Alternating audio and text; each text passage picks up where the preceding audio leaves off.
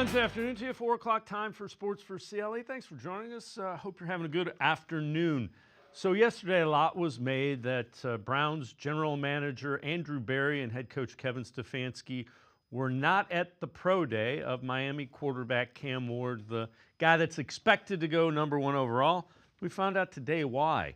Owner Jimmy Haslam, GM Andrew Berry, Kevin Stefanski, a private workout in Coral Gables with Cam Ward, also met with him. They also met with David Njoku and his agent, who is from the U, like Miami's Cam Ward. So interesting to note, when you have the owner go to a meeting like that, that means you are legitimately thinking about taking that guy and potentially even trading up to get that guy. You don't send the owner, the GM, and the head coach just on a scouting mission. So it might be that the Browns could very well think about trading up to try to get Cam Ward. Last night, Russell Wilson agreed to a contract with the Giants, $10.5 million guaranteed, could be as much as $21 million. So he's not coming to Cleveland. Tony Grossi, longtime Browns beat reporter on ESPN Cleveland, on how the Wilson signing affects the Browns quarterback search. Russ Wilson to New York. What does it mean? Well, it would lead you to believe that the Browns are going to take a quarterback with their first pick. The first thing I thought of when I saw this sign was that they have to take a quarterback at 2. Or did the Giants find out that the 2 quarterbacks are going to be gone in the draft and they turn to Russell Wilson? It would lead you to believe that, right? Because the Giants, how stupid would they look if they drafted Shedeur now, when you're guaranteeing Russell Wilson $10.5 million to start the season? So it seems, or the other option, is that the Giants don't believe in Shedeur. Right.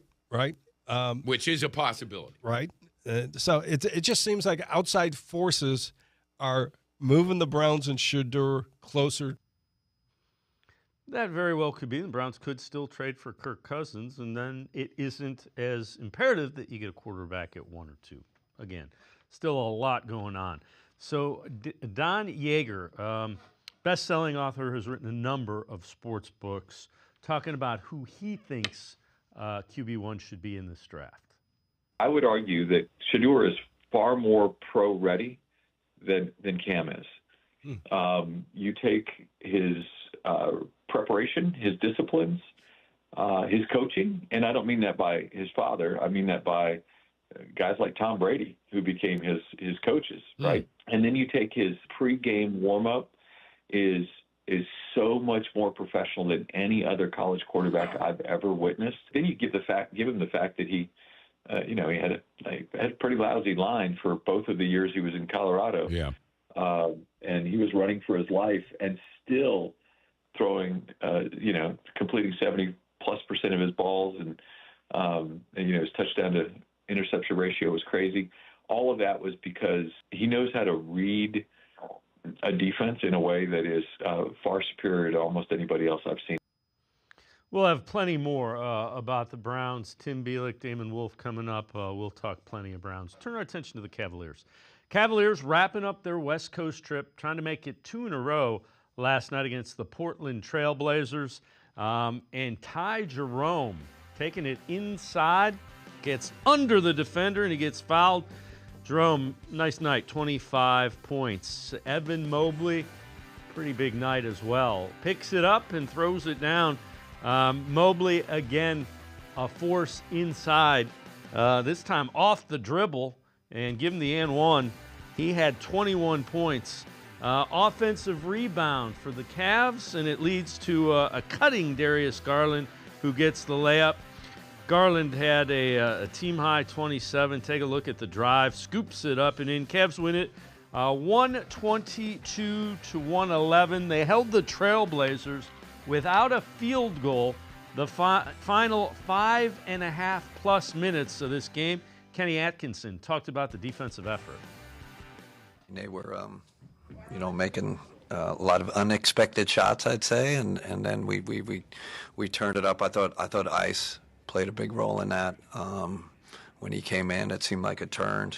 Pressured the ball, forcing tough, tough contested shots. He's doing what he does, and we just decided to stick with him. But he was really the guy that led that defensive charge last 6 minutes.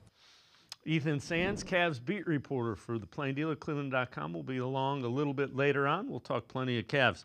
Guardians finally open up the season tomorrow in Kansas City. The starting rotation, led by Bobby, Williams, and Allen, pitched really well out in Arizona. Now, it's a little different, but the Guardians are going to need those guys to be really good if they're going to be successful. The front office has been happy with what they've seen from the starters. Couldn't be more excited than we are about having Tanner as the opening day starter, the anchor of the rotation, and here for the foreseeable future. We also feel like Gavin Williams had a tremendous spring training, and that's been great to see. We also have the potential in 23 of what he could do, and last year he faced a lot of adversity with the injury initially and then just not having the year he wanted to have. So it's been great to see kind of the bounce back from Gavin this spring, and we're very hopeful about what he can do. And then we have some young guys behind that, right? We have kind of Ben Lively, who has really figured out how to get a lot of outs and find his way through an outing over 5 or 6 innings, and has been tremendous. And then we have young guys after that. And so I think we're always nervous about having young guys in the rotation, but that's who we are. We have to invest in those guys, and we feel like we have a lot of options, both shaping up on the current roster and behind that. And we'll have to figure out how we put those pieces together. I think you also have to remember, hopefully sometime around mid-season, we're able to add Shane Bieber back into that mix, which would be a tremendous boost for our roster. At some point, maybe later than that, potentially add John Means into that mix. And again, Guardians have a lot of options to add to that starting rotation if needed, and you always seem to need them. Paul Hoynes is in Kansas City. He'll join us a little later in the show as well. Time for us to take a quick break. On the other side of it, we are talking Browns with Tim Bielik from the Plain Dealer and cleveland.com. Sports4CLE. I'll be right back. Stay with us. The Ohio Lottery Partners in Education program is dedicated to recognizing exceptional students, teachers, and schools throughout Ohio. Scan the QR code on screen to nominate students and teachers as Academic All-Stars and Teachers of the Month. They must be currently enrolled or teach in grades K through 12.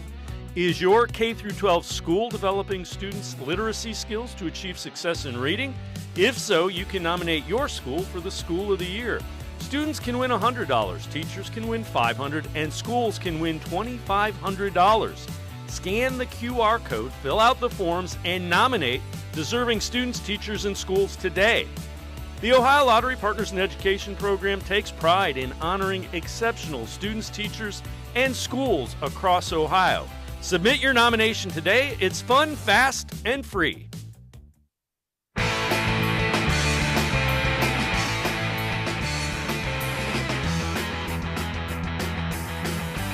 We turn our attention to the Browns. Let's head to the voicemail of Truth and Reason. Hey, what's up, Dave? This is Taylor. The previous voicemail, I asked your thoughts on drafting Travis Hunter second overall and then trading back into the first round to take Shedeur Sanders.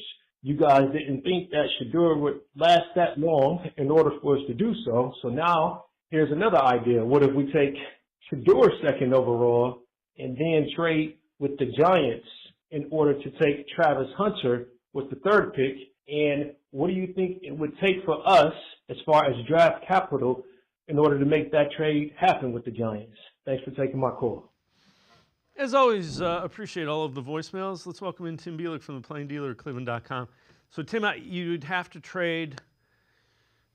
I'm guessing you're going to have to give him something and next year's number 1 to get up to number 3. That's just a thought. Yeah, and I actually went ahead and looked back at the Will Anderson trade. That's one of the ideas that popped in my mind was when the Texans moved up from number 12 to number 3 to get Will Anderson Jr., they gave up picks 12, 33, and a first and a third in 2024. That's a lot, especially considering the Browns don't have the 12th overall pick. They have the 33rd pick. So you imagine that's gone, a first is gone next year, and then you got to add a lot of pieces to make the Giants want to drop entirely out of the first round. It just feels like something that's just not going to happen just because the price is probably going to be too high, number 1 and number 2. I doubt the Giants would want to, if they don't have a shot at getting that quarterback at number 3, I doubt they would want to just bail out entirely and pass on either getting Travis Hunter or Abdul Carter at number 3. And in that case, I don't know if there's a price that you could realistically pay if you're the Browns to get that pick. Besides, after giving up 3 first-round picks for Deshaun Watson, I think the last thing you want to do is give up a bunch more first-round picks for Travis Hunter. So we know that Jimmy Haslam, Andrew Berry, Kevin Stefanski were in Miami today for a private workout with Cam Ward. We also heard from Josina Anderson last night. The Browns were willing to trade back in this draft. So, all kinds of information. What do you think is more likely? Browns trade up to number 1 to get Cam Ward, trade back, take somebody, potentially the Jackson Dart, Jalen Milrose of the world, or they stay at number 2 and draft Shedeur Sanders? My own personal opinion, based on just my own opinion, I'm going staying at number 2 and drafting Shedeur Sanders. I would imagine if the Titans didn't want Cam Ward, they've already traded that pick by now to either the Giants or the Browns and gotten some assets back the other way. So I got to feel like that feels like it's out of the question unless you're going to give up a king's ransom. And if you're the Browns, that's just bad asset management, trying to move up from number 2 to number 1 and giving up more than, say, your second, third round pick in this draft and maybe another third in 2026. That just doesn't feel like good management of assets there. And trading back, I think, would also be a mistake. I get, the reporting from Josina Anderson saying they're potentially open. I think you have to be open to everything going into an NFL draft. I don't think you could just, turn any idea down. I think anytime a team calls with an offer, you have to listen, because that's just part of doing due diligence. You don't want to be the team, I should say, that passes on at a Godfather offer that you can't possibly say no to as far as trading a pick. So I think in a sense, you have to listen to everything. Doesn't mean you have to do it, but you do have to at least listen to what they're saying. But all things considered, I feel like the most likely scenario for me, you stay at number 2, you draft Shedeur Sanders, and you believe that he's got his shot to be the quarterback that you've been hoping you could get since coming back in the NFL '99. I've said before,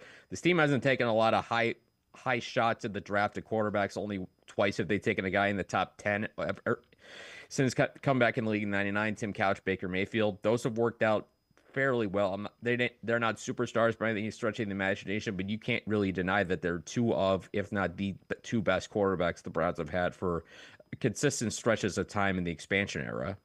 All right, so you did a mock draft fairly recently, and we'll take a look. You had the Titans taking Cam Ward number 1. You had the Browns taking Shedeur Sanders at number 2. You had the Giants trading up and getting Jackson Dart. And then you also had the Browns taking Emeka Egbuka, the wide receiver from Ohio State, at 33. So take us through kind of those, especially Shedeur Sanders and Emeka Egbuka. Like I said before with Shedeur Sanders, I believe, he's much closer to Cam Ward than we kind of thought. After the combine, I felt like those guys were fairly close. Cam Ward certainly has the edge for the number 1 guy just because I feel like he's got the higher ceiling, the more elite arm talent.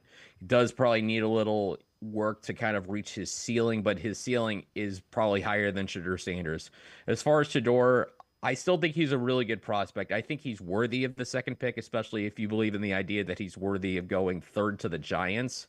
He's not flashy. I don't think there's anything about Shedeur's play style that's flashy. He doesn't have the super strong arm. He's not super mobile, but he's just productive and he's accurate at an extremely high level. And there's a clutch factor, I think, that we all kind of have to remember with Shedeur. So for me, I think that's got to be the call at number 2. If you believe there's any chance he's going to be good, and if you think if you have any concerns that you could pass on him, he goes to the Giants and then he plays great. If that pops in your head at all and you have any concern about that, take him at 2 and then see if you could strike gold on that quarterback, because you're not going to catch the Ravens and the Bengals in the division unless you have that guy. And then 33, Emeka Egbuka. I do think him running a sub 4.5 at his pro day in the 40 maybe pushes him out a little bit of first round consideration. But for me, and I tweeted about it, is if he falls out of the first round and you're sitting there at number 33, it would take an unbelievable offer if I'm the Browns to pass on him, because we've talked so much. You need skill players. You need an infusion of talent at the skill positions. and a receiving core of Jerry, Judy, Emeka Buka, and Cedric Tillman. They all complement each other very well, and I think that's a group that can help really grow with a young quarterback. So one of the knocks that a lot of people have on Shedeur Sanders' arm strength, you've heard it, I've heard it. So this is kind of interesting. This is via PFF, and these are the numbers from last year, and they're those aren't misprints. Those are really similar too. So Cam Ward was 34 of 75, 1,148 yards, 14 touchdowns, no interceptions. Shedeur Sanders was 34 of 75, 1,184 yards, 14 touchdowns, and 1 pick. The other thing I would say, now I know he had Travis Hunter, but he didn't have a very good line. So that kind of makes those throws 20 yards plus from Sanders even a little bit more impressive because Cam Ward had a better line. Yeah, no, there's no question about it. I've said before, if Shedeur Sanders had Cam Ward's line, you're probably talking about a Colorado team that maybe competes for the Big 12 championship against Arizona State and isn't a 9-win football team, probably winning 10, maybe 11 games if they have better protection. But I saw that tweet this morning. I kind of retweeted as well. And it's interesting how there's the narrative that Shedeur doesn't have the strongest arm, and he doesn't. Yet some of the metrics you see the data in particular regarding these numbers. I mean, you have the exact same completion percentage, the exact same numbers of touchdowns. Shedeur has one more pick than Cam Ward in those situations, but he's also thrown for 36 extra yards down the field on those deep balls. So I understand, Shedeur doesn't have a strong arm, but when you look at the information that's out there, the numbers don't lie out there.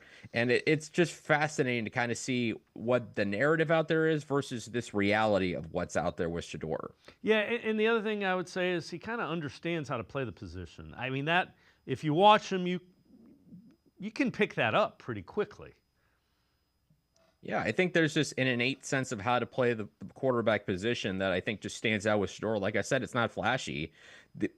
For me, when I think of Shedeur, I think a lot more in the lines of maybe a slightly more polished J.J. McCarthy as a prospect. Like the intangibles I talked about so many times last year with J.J. McCarthy were pristine. My question with him was the tangibles. With Shedeur, work ethic, I don't think you can question that. Tom Brady has gone and praised that. Football intelligence, it's there. NFL bloodlines, it's there. High-end accuracy, it's there with Shedeur. It's not flashy. He's just productive, accurate, and finds a way to get it done. And that's why I think with Shedeur you hear like Joe Burrow, Geno Smith comps. And I think if Shedeur could be close to Joe Burrow, then that's a slam dunk number 2 pick in my book. Tim Bielik and I are going to step aside, take a quick time out, and we have a new and crazy idea for Browns quarterback. Sports4CLE, I'll be right back. Stay with us. We're out here busting common lottery myths by talking to real players just like you. And you, sir, what's your name? Where are you from? Tom Burrell from Lexington, Ohio. I'm playing Powerball. I use AutoPick when I pick my numbers. Do I have better, worse, or the same odds? Same odds. I'd say better. I still think worse. Same odds. He's got it. It's the same. AutoPick, numbers you pick, same odds. Either way, he has it. He has it, folks. He already knows. You can learn more by going to ohiolottery.com/knowtheodds.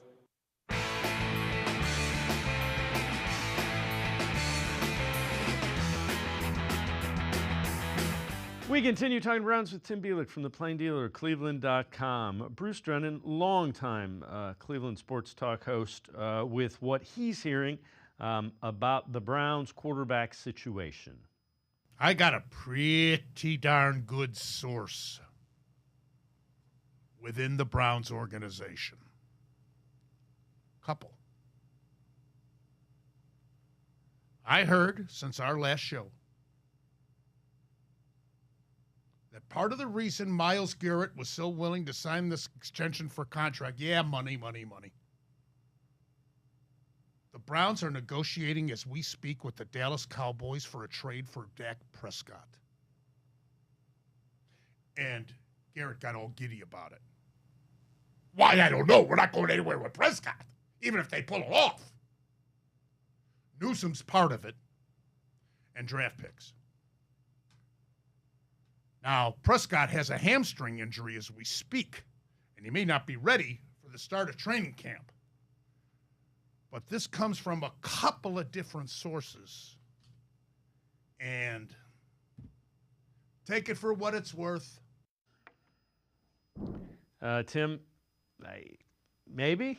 I mean, stranger things have happened. They could find a way to make it work financially.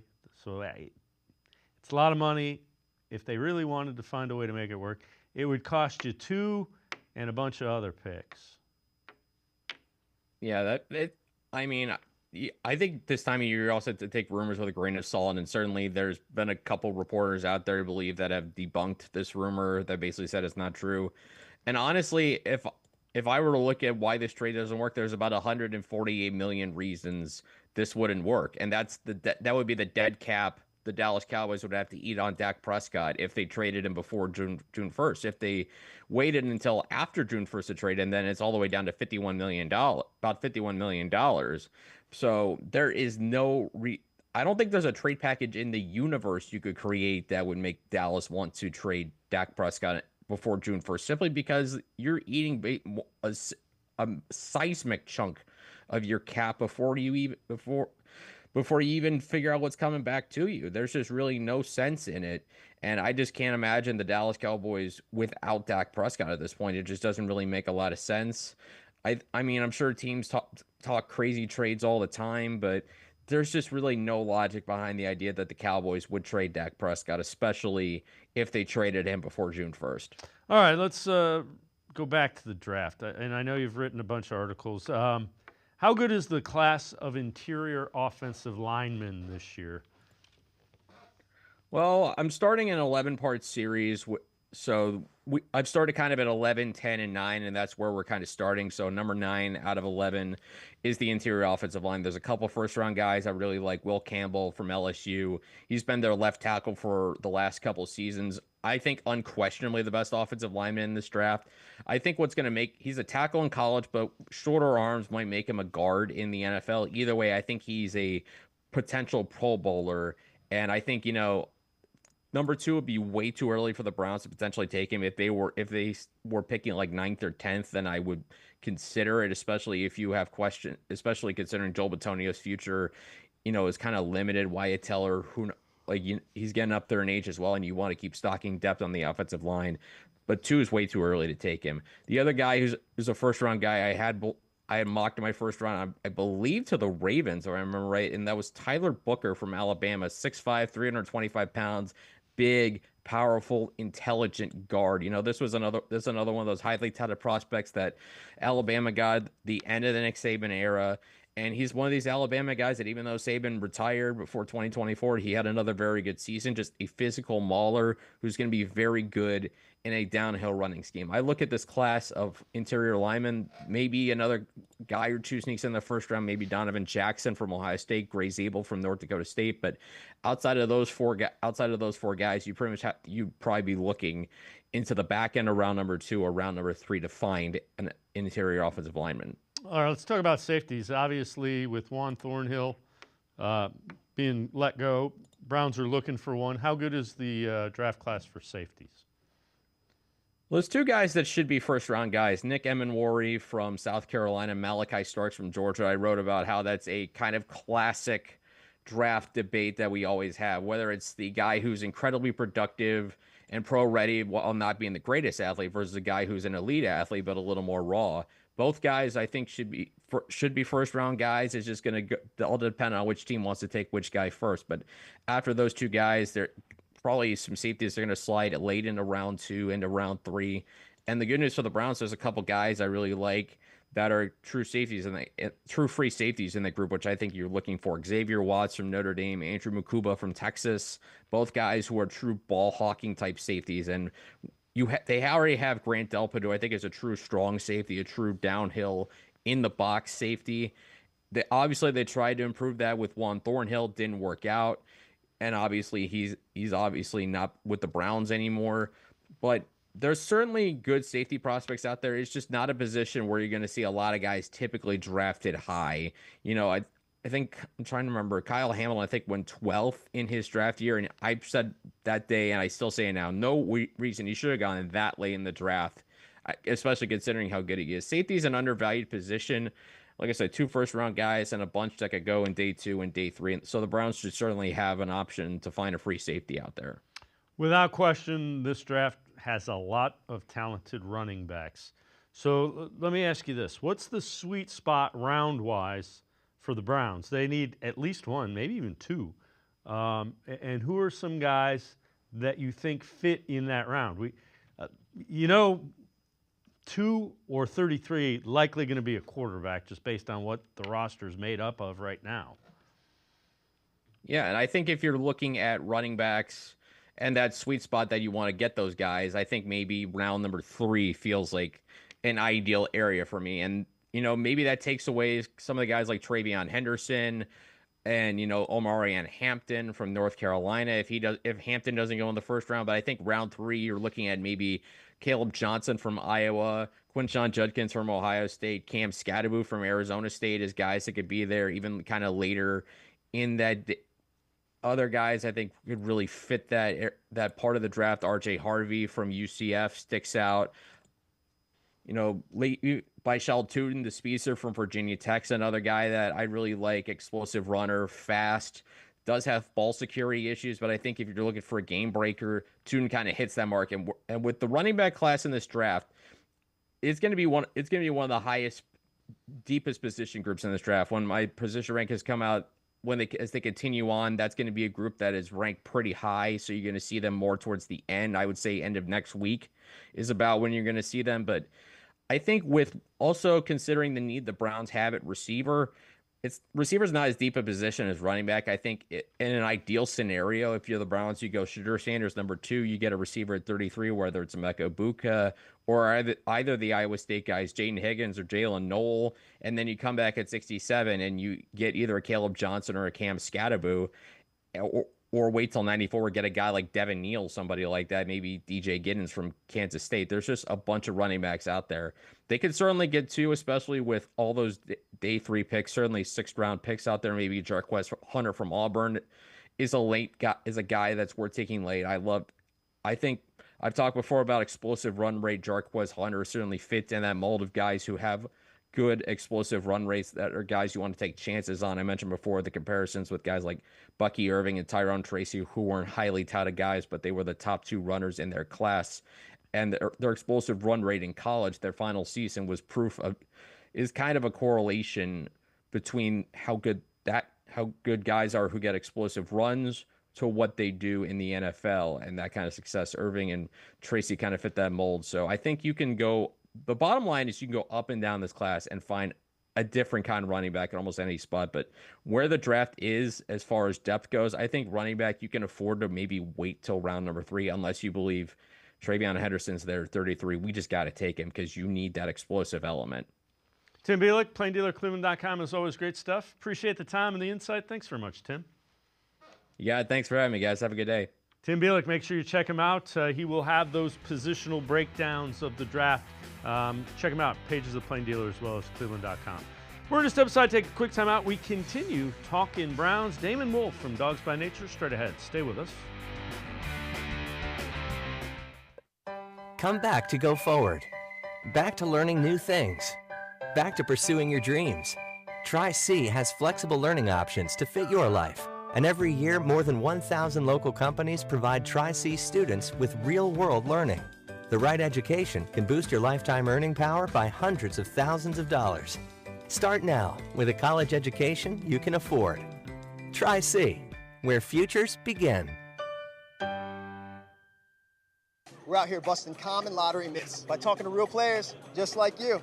And you, sir, what's your name? Where are you from? Tom Burrell from Lexington, Ohio. I'm playing Powerball. I use auto pick when I pick my numbers. Do I have better, worse, or the same odds? Same odds. I'd say better. I still think worse. Same odds. He's got it. It's the same. Auto pick, numbers you pick, same odds. Either way. He has it. He has it, folks. He already knows. You can learn more by going to ohiolottery.com/knowtheodds. I am powerful beyond my wildest imagination. I will define my future. I will keep challenging myself to improve. Because I am a future leader of this great nation. I will be responsible for raising a beautiful family. And educating not only my generation, but many more to come. I will make a difference in my community. And I will stand up for what I believe in. I will not settle for simply chasing my dreams. I will achieve them. Because I was given a chance. An opportunity. A home. At Family, Career, and Community Leaders of America. The ultimate leadership experience. FCCLA has been one of the greatest experiences of my life. It's made me who I am today. Join us. We'll build a new future together.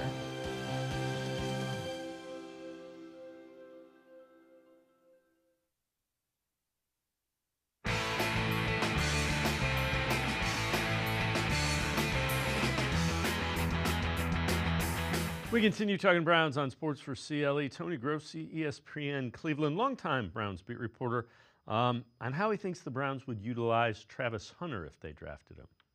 How would the Browns use Travis Hunter? We've heard Andrew say he's a receiver first, so we know that's where he'll wind up. The Browns need a receiver. Right. But do you think Schwartzy will get to sprinkle him in maybe in a big third down where you need four corners? It might be by opponent, too. You know, like, all right, we know these guys are using a lot of four wide, so this is an opportunity for him to play a little cornerback this week. So he practices more cornerback. But that's a touchy situation. You don't want to spread a guy too thin. I don't know how that works out. But I think his value, just as an offensive playmaker alone, merits him to be talked about. Let's welcome in Damon Wolf from Dawgs by Nature. And Damon, the more you hear draft people talk, they like him as a wide receiver. Some of them believe if he just played wide receiver, he'd be worthy of a top 5 pick. Yeah, I mean, he's definitely a high-end wide receiver. I think that, he's probably my number 1 receiver. But I also like him as corner. I know Andrew Berry said that he likes him as a wide receiver primarily. And I think that, when you look at that, that's just him being able to have more impact on the game overall by getting the ball in his hands more often than he would as a cornerback, because he does have elite run after the catch ability. So I think that's where the Browns would try to primarily use him. I don't necessarily agree with Tony there that they would use him based on opponent on defense, or that would dictate anything. I think it would be more of a situation where he would see a small package of plays every week on defense as the situation arises. All right. What do you think the plan is for the Browns at quarterback? We'll get to your mock draft in a minute. Just an overall plan. It seems like it's a slow developing plan. Yeah, here we are. We're almost at April 1st, and we don't really have a solidified plan at the starting quarterback position. And that to me, I think we talked about this last week, but that to me really makes me believe that the plan A could be Cam Ward and attempting a trade up for him. Of course, Kirk Cousins looms kind of in the background. And with, reports of him not being interested in waiving his no trade clause until closer to the draft or perhaps after the draft, that to me makes me think that, the Browns could kind of leverage that as in the trade negotiations and say, well, if we can't get Cam Ward, then we're comfortable going with Kirk Cousins. So that would be like their plan B. All right. So post free agency mock draft that you did, Dawgs by Nature. Now you did have the Browns trading up to get Cam Ward, and it was swapped. So just to move up one spot, their third round pick, 94 overall, 2 sixth round picks in 192 and 2000. You also had a 2026 third round pick that goes to the Titans, and the Browns would get a 2025 first round pick, number 1 overall, to take Cam Ward. And then here's kind of how you laid it out. So Cam Ward at 1, Josh Connerly at 33, Caleb Johnson at 67, and then a tight end, Terrence Ferguson from Oregon at 104. Yeah, it really speaks to the need on offense for the Browns. I think that they need to do a lot there. They've got a lot of work to do on that side of the ball. They have solidified the offensive line enough for the moment for this season, I believe, to start the season. I would like to see them address offensive tackle at some point within those 4 first picks. And the opportunity that I had there in that mock draft allowed Josh Connerly was there. He's a great athlete, and I think he'd make a great developmental tackle. Yeah, the one thing, if you're going to have a rookie quarterback, even if it's Shedeur Sanders or Cam Ward, you need an infusion of you need a wide receiver, maybe 2. You need a running back, maybe 2. You need a tight end. You need playmakers to kind of lighten the load off of your rookie quarterback. Yeah, they really do. And, I don't want them to just solely rely on the draft for that. And I believe that, once the Browns firm up their plan here, what they intend to do at the top of the draft, and possibly after they communicate and get Tennessee's final answer on whether or not they'd be willing to trade up, then the Browns should look to possibly acquire other players, potentially via trade. Anybody in particular that you are thinking of when you mention Browns potentially trading for playmakers, if you will? Yeah, for me, I would really like a tight end. I feel like it's much harder for a rookie to step in and produce at a high level, and you'd be taking a risk there if you just try to rely on the draft. So for me, the Michael Mayer trade from the Raiders that's been rumored would certainly be something that I'd be interested in. Another tight end that I'm also interested in that is in a similar situation, and they were drafted in the second round right behind Michael Mayer, would be Luke Musgrave from the Packers. Tucker Kraft has taken over the number 1 spot there on the depth chart for the Packers, who was drafted a round later than Mayer, or actually Musgrave. But Musgrave, what's interesting about him, he's also, I believe, the nephew of the Browns quarterback coach, Bill Musgrave.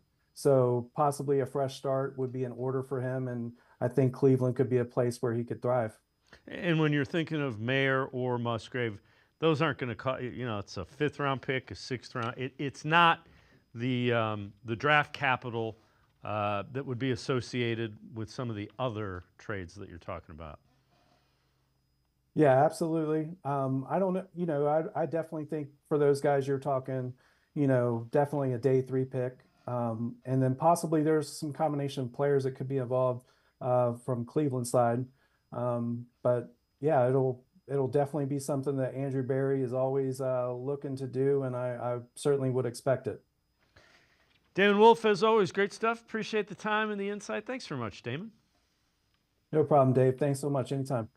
Damon Wolf, make sure you check him out. Dawgs by Nature has Browns trading up in his latest mock draft with the Titans to get that 1st overall pick. We're going to step aside, take a quick time out. We turn our attention to the Cavaliers. Ethan Sands, Cavs beat reporter, straight ahead. Stay with us. Come back to go forward.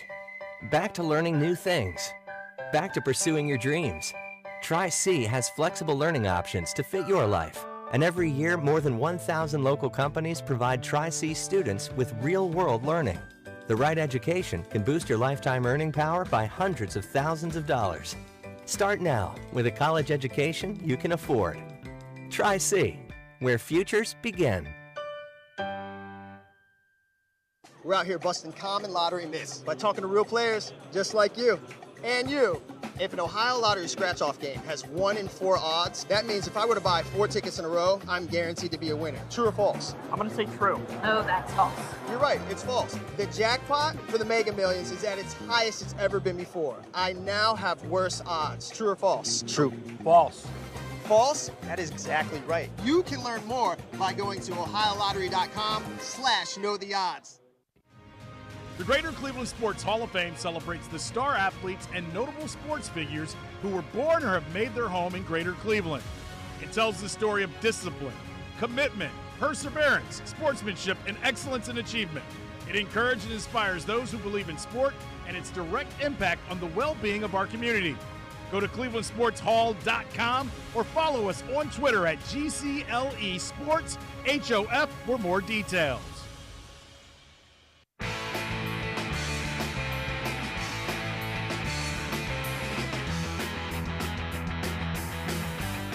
We turn our attention to the Cavaliers. Let's head back to the voicemail of Truth and Reason. Yes, my name is Dennis King, and my question is about the Cavaliers.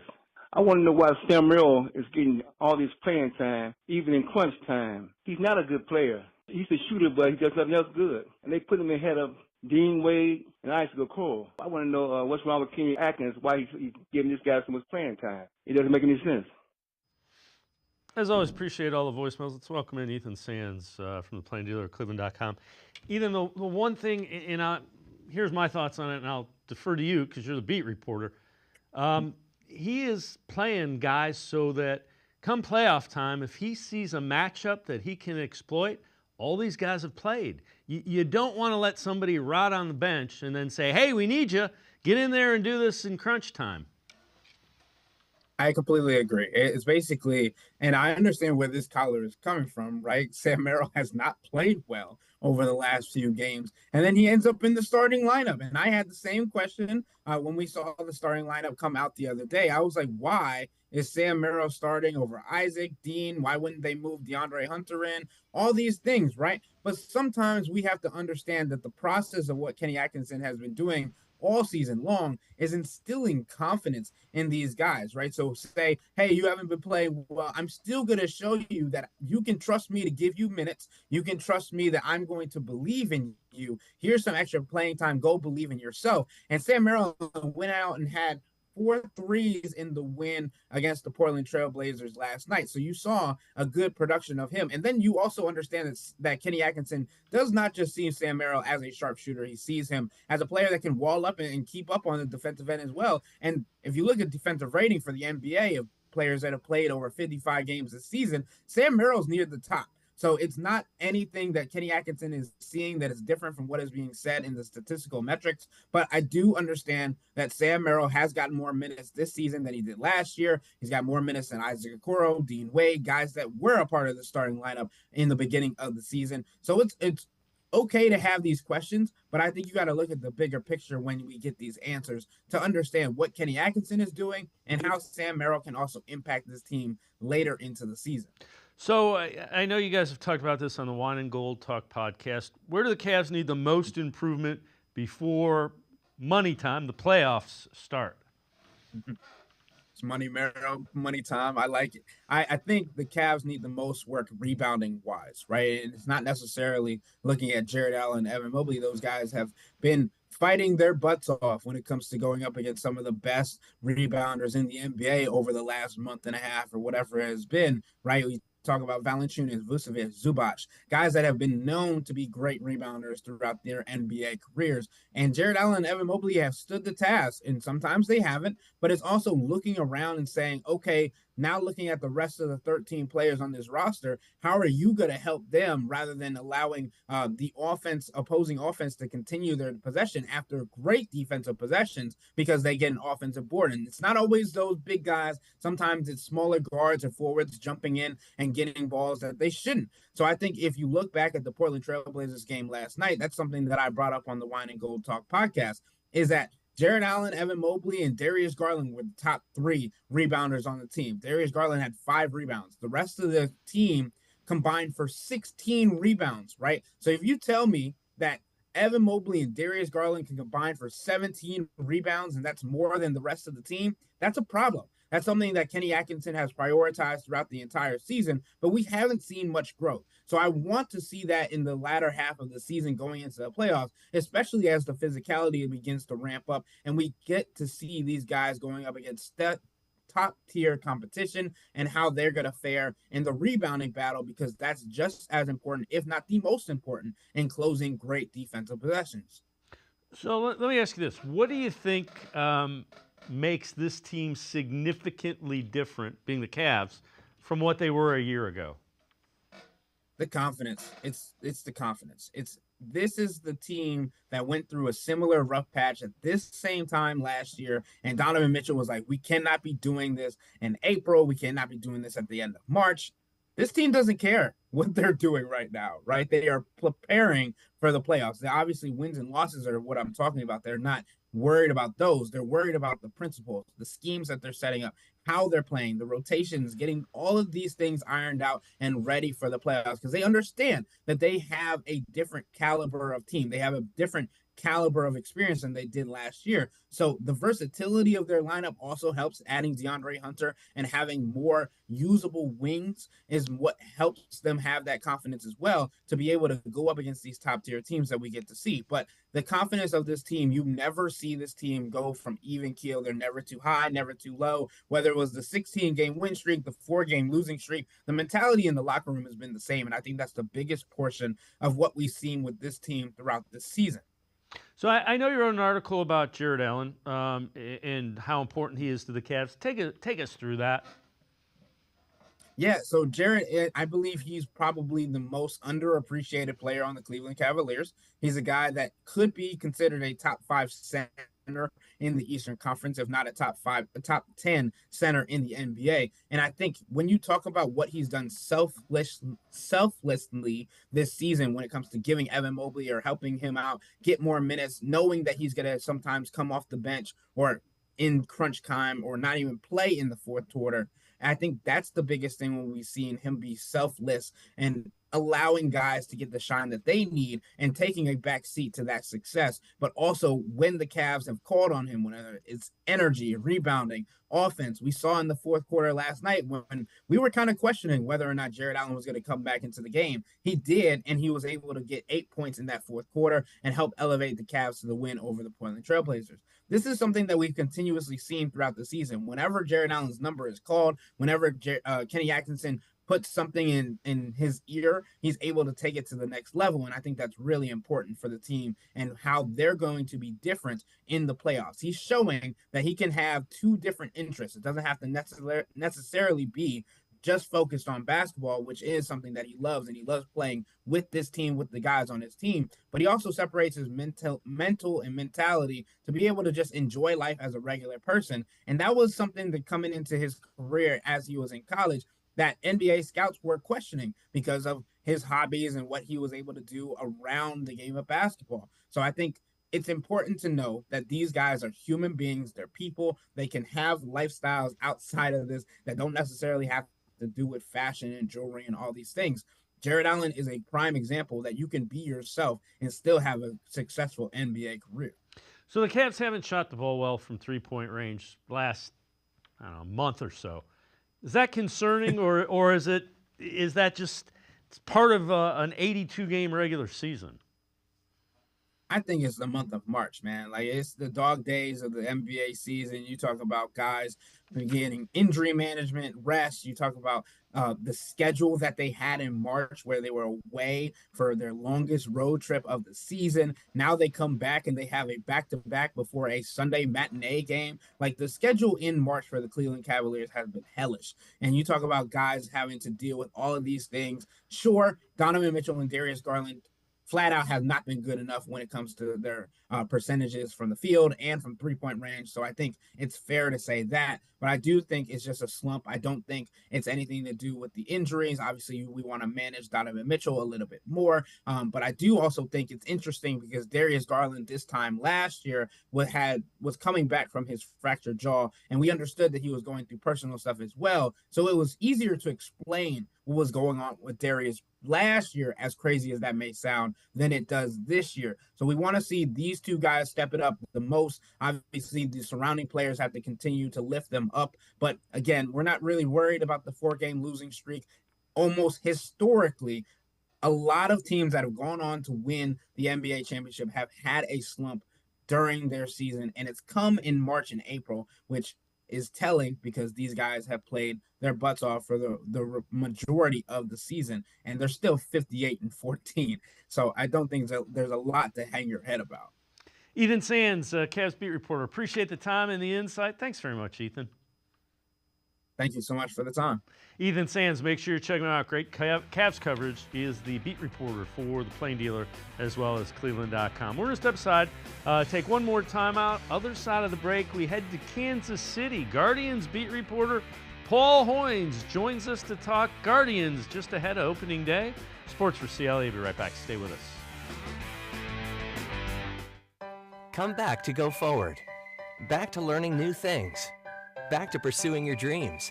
Tri-C has flexible learning options to fit your life. And every year, more than 1,000 local companies provide Tri-C students with real-world learning.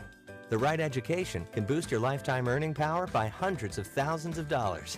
Start now with a college education you can afford. Tri-C, where futures begin.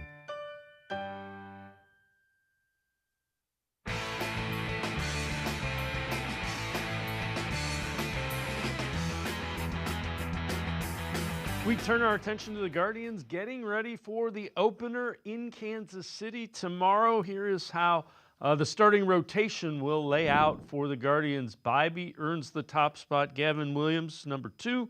Ortiz, Lively, and Logan Allen as the 5th starter, a job he won in spring training. Let's welcome in Paul Hoynes, Guardians beat reporter from the Plain Dealer, cleveland.com. And Hoynes, I know you've talked about this on your Cleveland Baseball Talk podcast. Gavin Williams, terrific spring with a couple other guys, but he has been so dominant. How does that change things for the Guardians' rotation, do you think? Dave, I think it does wonders for the rotation. You're talking about potentially another number 1 starter slotted in right behind Bybee. He's had a really big camp. I think 26 strikeouts in about 12 1/3 innings. And if you saw him Tuesday night against the Diamondbacks, I mean, he's throwing 98 miles an hour, and then he's dropping an 81-mile-an-hour curveball. Following that, just looked dominant. He has really looked, he's looked like an ace. So we'll have to see how that plays out, during the course of the season. Again, it's spring training, and you don't want to get too carried away, good or bad, but Ben Lively looked good, and Logan Allen, who earned that 5th spot, really looked like he's kind of back to the Logan Allen who had a 3-something ERA a couple years ago.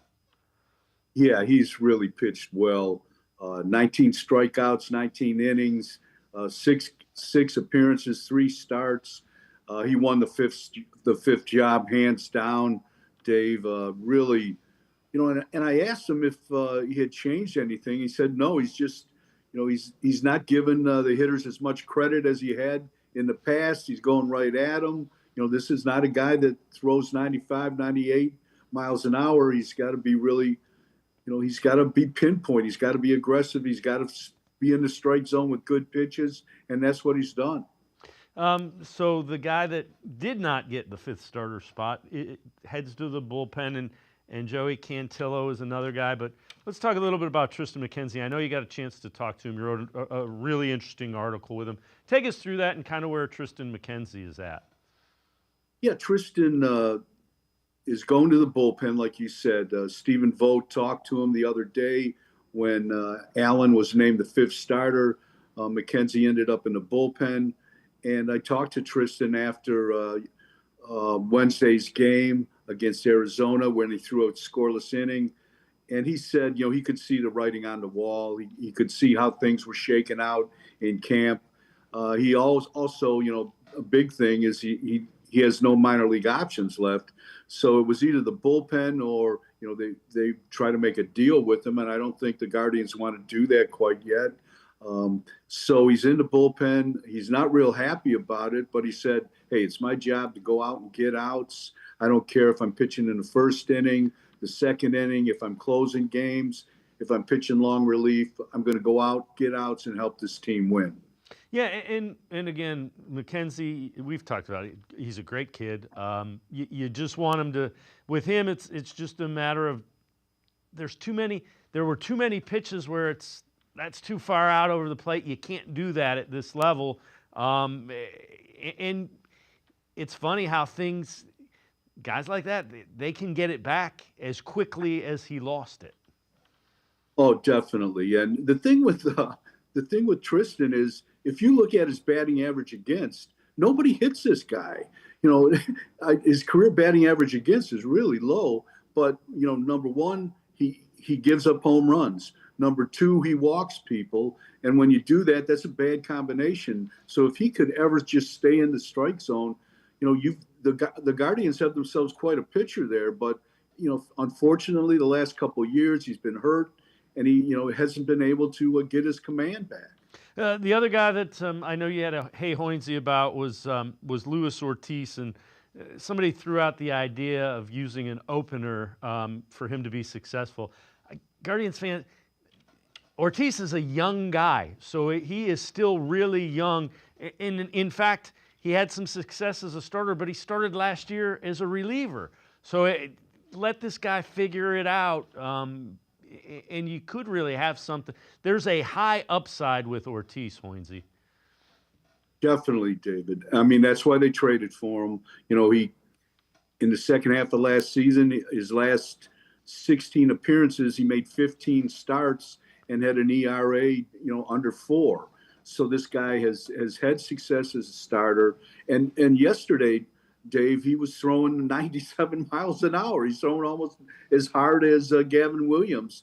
But, like Tristan, he has some control problems. He worked 4 innings yesterday, 2 runs, but it took him 80 pitches to throw 4 innings. And we both know that's not going to get it done. But that was one of his more encouraging performances because he only walked 2 guys. So he's going to start game 3 Sunday in Kansas City, and we'll have to see how the season goes for him.